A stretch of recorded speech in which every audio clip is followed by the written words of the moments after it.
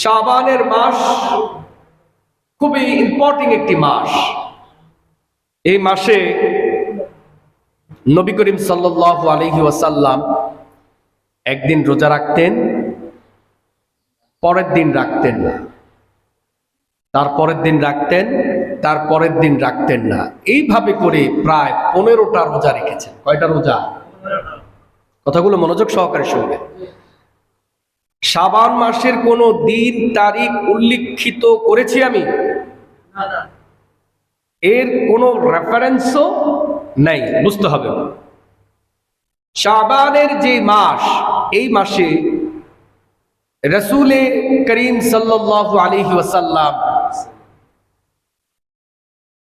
প্রথম রোজা রেখেছেন, অর্থাৎ প্রথম যেই মাস শাবানের প্রথম তারিখ তিনি রোজা রেখেছেন, তারপরের দিন রাখেন নেই, তারপরের দিন রেখেছেন, তারপরের দিন রাখেন নেই, তারপরের দিন রেখেছে, তারপরের দিন রাখেন নেই।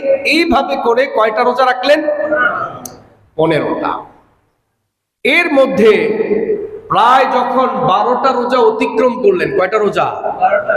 এমন সময় সাহাবায়ে আজমাইন রাদিয়াল্লাহু তাআলা আনহুরা এসে বলল, হুজুর আপনি রোজা রাখতেন সোমবার, বৃহস্পতিবার, এই মাসটায় আমরা আপনাকে ফলো করলাম, আপনি প্রায় 12টার অধিক রোজাটা রেখে দিয়েছেন।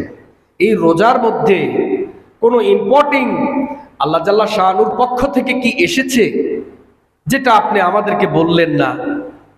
এটা কি এমন একটি ইম্পর্টেন্ট রোজা যেটা আমরা শুনলে বা আমরা যদি আমল করি এটা আমাদের জন্য উপকৃত হবে? এই ধরনের মেসেজ তো আপনি আমাদেরকে দিলে আমাদের জন্য একটু ভালো হতো। আমার কথাগুলো কি বুঝতে পারেন? এই কথা শোনার পর নবী করিম সাল্লাল্লাহু আলাইহি ওয়াসাল্লাম প্রশ্নের উত্তর দিলেন, প্রিয় সাহাবায়ে আজমাইন, আমি যে রোজাটা রেখেছি এটা আল্লাহর পক্ষ থেকে কোনো বিধি নেই বা আদেশও নেই,